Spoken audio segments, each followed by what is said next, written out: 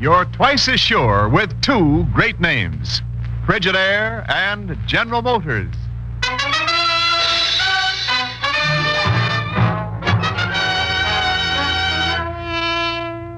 Frigidaire presents Herbert Marshall as the man called X. Wherever there is mystery, intrigue, romance, in all the strange and dangerous places of the world, there you will find the man called X.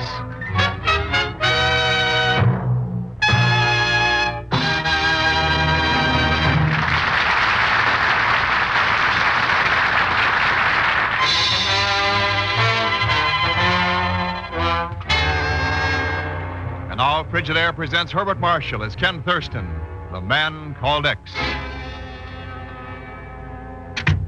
Oh, good morning, Ken. Been trying to locate you. Yeah, that's what Miss Brooks said, Chief. I told her to go ahead and put that call through. Oh, good. Any idea what it's all about? No, he wouldn't talk to anybody but you. And he sounded pretty excited. Who is he, Ken? I never heard of him. Dr. Kupczynski? A scientist, Chief. Meteorologist. I met him a number of years ago. He's been up to the Arctic for the last 18 months or so in charge of an expedition. Well, he's back now. He phoned from up the coast at Plymouth. Plymouth, eh? I can't figure any reason he'd have for calling us. Nor can I, Chief, but I do know it takes something out of the ordinary to get Kupczynski excited. Wondering if this ties in with some of his theories. What theories, Ken? Well, he's thought for a long time that the Arctic region had possibilities of being kind of overlooked. You mean as a strategic area? Oh, more than that. He's always claimed that this frozen north idea is all wet. That actually the country up there has enough natural resources to support big industry, colonization. Matter of fact, that's the reason it... Just a second, Ken. Yes, Miss Brooks? I have Mr. Thurston's call to Plymouth now. Oh, fine. Here he is, Ken. Thanks. Ken Thurston speaking. This is Dr. Kupczynski, Mr. Thurston. How are you, Doctor? Mr. Thurston, you must come up here immediately. Oh, what's the trouble? Well, as you may know, we arrived back here from the Arctic this morning. Uh-huh. When I prepared to disembark, I discovered that all of our reports, all the data from a year and a half's work had disappeared. Oh? Furthermore, my geologist, Dr. Roberts, was found dead in his cabin. Mr. Thurston, I've not been able to determine the cause. No. All right, Doctor. Where'll I find you? I'm on board the Argonaut, berthed at the Old North Dock in Plymouth Harbor. Okay. See you in about 4 hours. So long, Doctor. Well, what's the story, Ken? I'll know better after I've seen him. Well, now wait. Maybe we don't even figure it is. Nobody kills a man and steals scientific reports just because of the paper shortage. Yes, but Ken... So long, Chief. Oh, Miss Brooks. Yes, Mr. Thurston? Get me a plane reservation to Boston right away. I'll pick it up at the field. And have a car waiting the other end. Yes, sir. In case you want me later this evening, I'll be on board the Argonaut at Plymouth Harbor. Plane to Boston, car there, Plymouth this evening. All right, Mr. Thurston. All right. See you later. But, I mean, you're not going to be out of town over Thanksgiving, are you? I don't know. Why? Well, I just wondered. Oh. You're wearing your hair different, aren't you? Well, yes, I am. I didn't think you'd notice. Nice. I'll call you from Plymouth. So long. Goodbye, Mr. Thurston. Hey, wait for me, Mr. Thurston. Pagon Zelschman, how many times have I told you? Don't say it, Mr. Thurston. You'll only be sorry if you do. I will I? Because after all, I only came here to invite you to lunch. To what? Oh, sure, I found a new place. Luscious food, wonderful martinis. No, I've got to catch a plane. Some other time, maybe. I would... Thanks anyway, Pagon. But in this case, maybe you could loan me $5 so I... Mr. Thurston, wait! Oh, well. Wait a minute. Miss Brooks, what did you say was the name of that boat?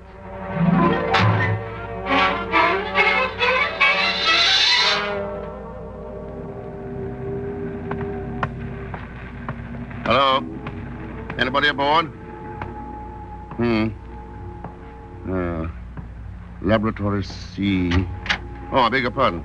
Never mind. Come on in. Thanks. I was looking for Dr. Kupczynski. Well, I'm not he. Well, no. You're Miss, Caldwell. Dr. Caldwell. Oh, well, my name's Ken Thurston. Miss Caldwell? Apparently you're one of those men who objects to a woman becoming a scientist. Oh, no, I never object to any becoming woman. All right, I'm sorry I was rude, Mr. Thurston. Dr. Kupczynski's ashore somewhere. He's due back any time now. Thanks. Don't let me interrupt what you're doing there. The microscope? Oh, no, it doesn't matter. I was running a flow gene count. I'll have to start over again anyway. You've got a nice laboratory here. Yes, it is. I'm a little tired of looking at it, though, after 18 months. Oh, you one of the members of the expedition? Official bacteriologist. I've worked with the Stedman Institute for the last 5 years. Well, Stedman, that's the layout that financed this trip, isn't it? Yes. It's located here in Plymouth, a few blocks up on Water Street. I think that's where Dr. Kupczynski went. Anybody else on board? Oh, just the photographer, I believe, George Smith. Most of the scientists and the crew live here. They were anxious to get ashore. Yes, except, of course, Dr. Roberts. Yes. His death was most unfortunate. Any idea what caused it? I think you'd better discuss that with Dr. Kupczynski, Mr. Thurston. Oh, I intend to. By the way, did Roberts have a laboratory of his own? Yes, it's on the other side of the deck. I see. Well, I'd better not bother any longer, Miss Caldwell. Maybe Dr. Kupczynski can come back by now. Mr. Thurston, is there any special reason why you refuse to call me Dr. Caldwell? Oh, sure. Very special reason. Anybody can be a doctor, but only one person out of every two can be a woman. See you later, Miss Caldwell. Hey, Mr. Thurston. Oh, Pagon, no. Well, I've decided you will most likely need me up here, so I won't take no for an answer. You never have yet. Now, of course, I didn't want to intrude while you were making woo with that luscious little damsel. Pagon, that luscious little damsel is a learned scientist. Oh, she is? Yes. In fact, the only one I've ever known learned enough to be able to use a microscope without attaching the eyepiece.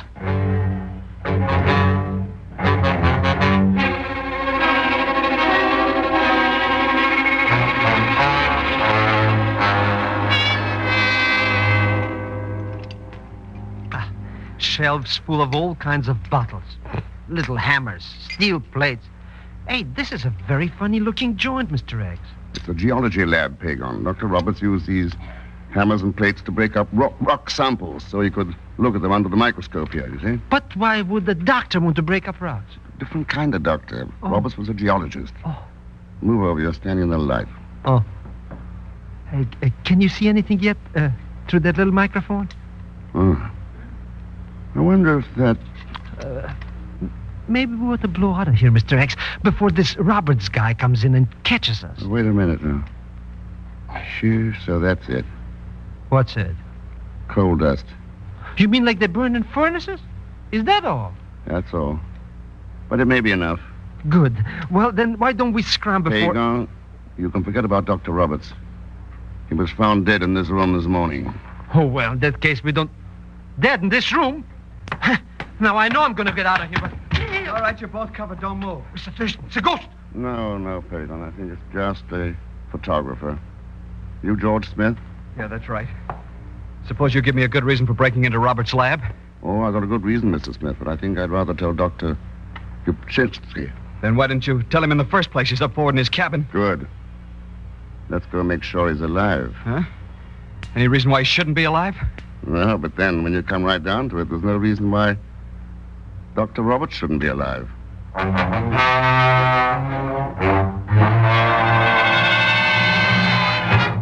so I really must apologize again for the way Smith acted, Mr. Thurston. But you can understand how overwrought all of us are. Oh, sure, Dr. Kupczynski. Forget it. Thank you, Mr. Thurston. I've just talked with Dr. Stedman at the Institute. He has the results of the autopsy. What did he find out? Dr. Roberts was poisoned with cancidine. Cancidine. Pretty unusual poison for an amateur to know about. This whole thing is unusual, Mr. Thurston. Do you know of anything especially valuable that Roberts may have discovered on the trip? I couldn't say. We each worked separately, took notes and data in our own branch of science. Dr. Roberts was not a very talkative man. He collected rock samples, specimens, didn't he? Oh, yes. They're stored in canvas sacks in the hold. They're useless without aerial maps, notes, data sheets. Those were all stolen with the rest of the reports. Would you say the expedition itself was a success? Oh, beyond my wildest hopes, Mr. Thurston. Why, there's a whole new frontier up there. Well, this overcrowded world could use a new frontier. Yes, indeed. There are vast areas for agriculture, fishing grounds, water power, all kinds of possibilities. And it's ours, our country's. Or was, until these reports disappeared. I know. Whoever has them could get a pretty fancy price for them from some other country, eh? Yes. And with Dr. Roberts poisoned. That is what has been uppermost in my mind. What's that? let me in quick, Mr. Thurston. Somebody's shooting at somebody out there in the deck. See anybody, Pagon? That shooting was somewhere on board. Why, Dr. Caldwell. That woman, Mr. Wait Thurston. wait a minute. Quiet, everybody. Mr. Thurston, somebody's coming. Quiet, will you? All right. Come on in. You're covered. Well, Thurston, they say we both have guns now. Smith. Mr. Smith. What's all the shooting about, Smith? Stop shaking, man. You're as nervous as a cat. I saw somebody coming out of my photo lab. The poisoner. I fired a couple of shots, but he got away. The lab's been turned inside out. You didn't see who it was? I'm not sure. He looked an awful lot like Dr. Stedman. What? Oh, no. Stedman, huh? The head of the institute. Everybody around here is doctor. Dr. this and Dr. that, but nobody's a real one. If you mean a medical doctor, Mr. Zellschmidt, then Dr. Stedman does happen to be a real one. He's quite a well-known toxicologist. Taxi what? Pagon? A toxicologist is a man who specializes in the study of poison.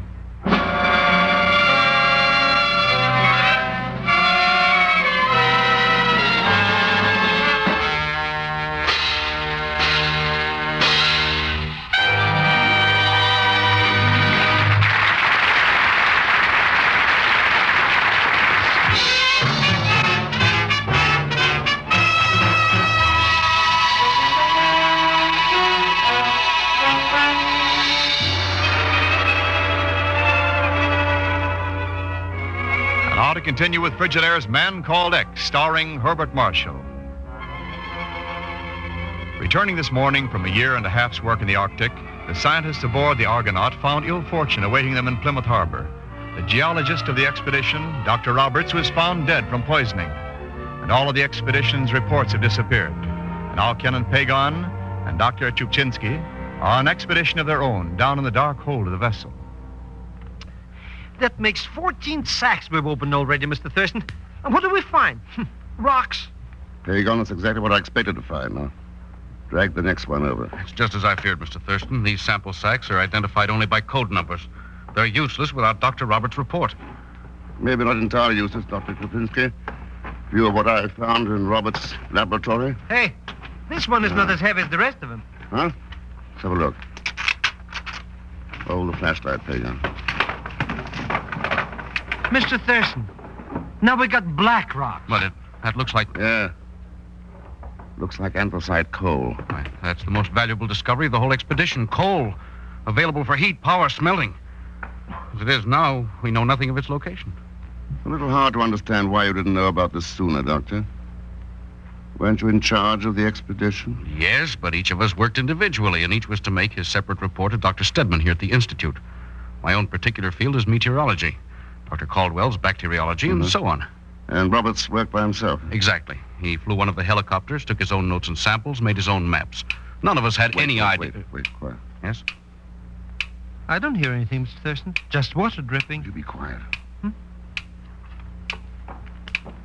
Behind these boxes, somewhere about here.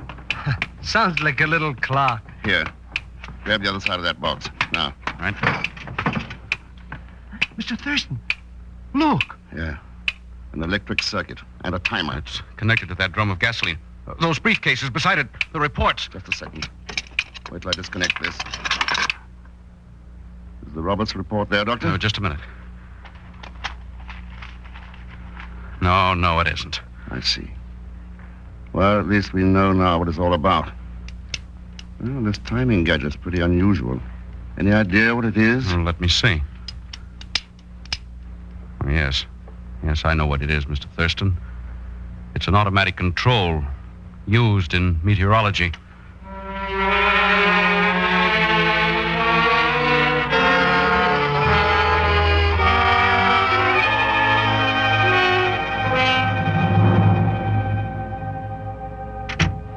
Mr. Thurston. Hope you didn't get tired waiting, Pagan. A whole hour you leave me alone in this dead man's laboratory. I was starting to get meebie-jeebies. Here, unwrap that other package. Where'd you get those bundles, Mr. X? From Dr. Stedman, over at the Institute. Stedman? Oh, you mean the taxi... Quiet, you're not in Times Square. Huh? I mean that poisonous guy. Well, did you make him confess, maybe? No, not quite. Matter of fact, he says he didn't kill Roberts. He's lying. Maybe. But it's true that any one of this bunch could have taken the cancidine from the storeroom. Hey, it's a brush and a can of paint. Phosphorescent paint. Shines in the dark. I want you to paint this with it. Oh, sure, just leave it to... Hey, Mr. X, take it away. Yeah, it's not going to bite you. Hurry up and get it painted. I'll see you later. Mr. Thurston, you're not going to leave me here alone with that thing? Sure. What reason do you have to be scared of it? You didn't kill anybody this morning. So long, Pagan.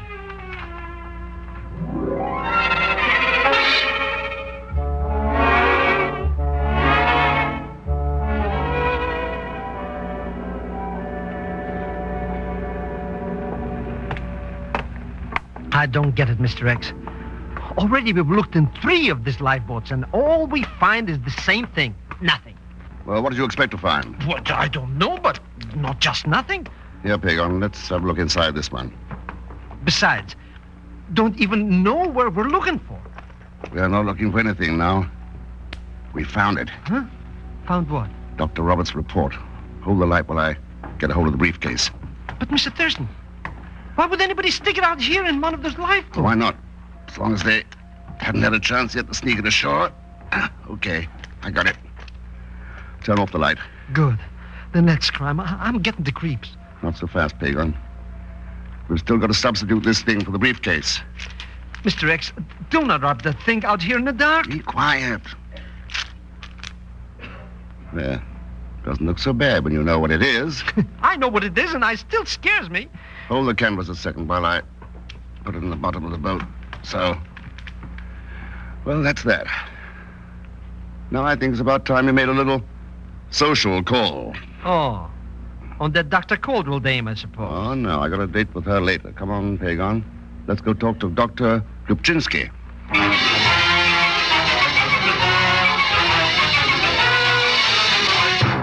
And as you can see, Robert's discovery would have given the final boost to any plan for colonization. So the loss is tragic. And the thief is not only clever, but utterly without scruple.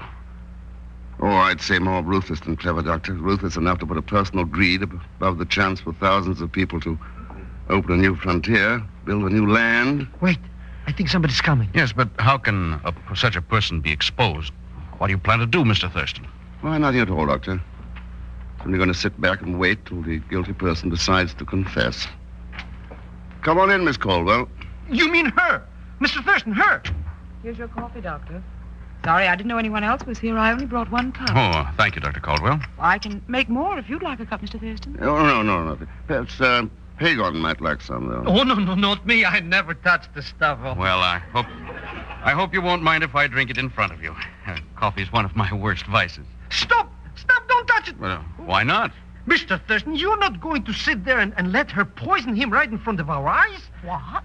Pagan's got the goods on you, Miss Caldwell. You may as well confess. Sure, start talking, babe. Confess? Confess to what? I haven't anything to confess to. I know, but it'll make Pagan happy. Huh? But...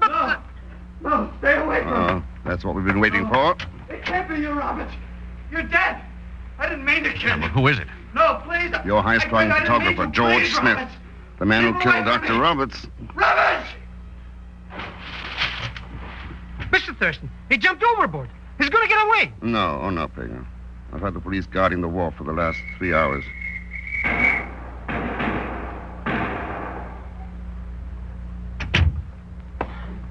Well, that's that. But what was the matter? What scared him that way? You should have seen it. It was mainly a guilty conscience, helped along quite a bit by a plaster death mask of Dr. Roberts. Death mask? Yeah, I got it from Stedman earlier this evening. Put it in the lifeboat where Smith had hidden the stolen report. Oh, then you found it? Why were you certain George Smith was guilty? I wasn't certain. But since he did all the photographic work, he was the most likely person to have found out what Roberts was doing. Well, I think I could use that coffee now, Miss Caldwell. Thank heaven the reports were saved. There'll be a new land, Mr. Thurston. A new frontier up there in the Arctic. Yes, Dr. Kupczynski. And let's hope the pioneers who go there will carry the same vision. A sailing ship brought to Plymouth Harbor over 300 years ago. A belief in the courage of human freedom and in the dignity of the human spirit. Belief in the right of a man to dream and a soul and to reap what he's sown. And in the right of free choice in the God to whom he offers thanksgiving.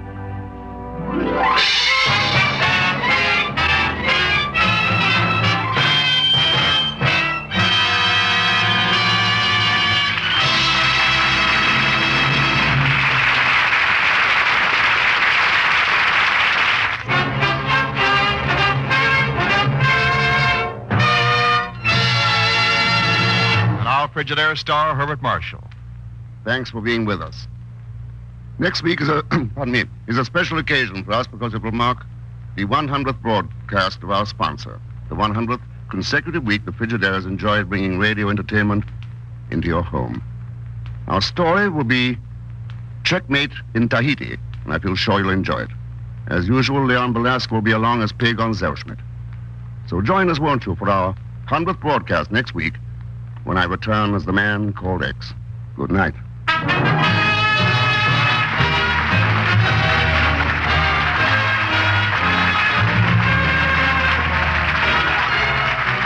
Frigidaire's Man Called X is directed by Jack Johnstone, with music composed by Johnny Green and conducted tonight by Al Sendry. The story was written by Les Crutchfield. So until next week, same time, same station, this is Wendell Niles speaking for Frigidaire, made only by General Motors. All characters and incidents used on this program are fictitious, and any resemblance to actual persons or incidents is purely coincidental. Remember, every Sunday night brings you two popular dramatic shows on CBS, The Man Called X and The Adventures of Sam Spade. Yes, for the best in entertainment, tune in and stay tuned in to CBS, the biggest show in town. Friends, have you ever wished that you could send food or clothing to help some family in Europe live through the winter? CARE will do it for you. That's C-A-R-E, the Cooperative Relief Organization endorsed by President Truman, Herbert Hoover, and General Eisenhower. Ask about CARE at your local Western Union or Railway Express office. CBS, the Columbia Broadcasting System.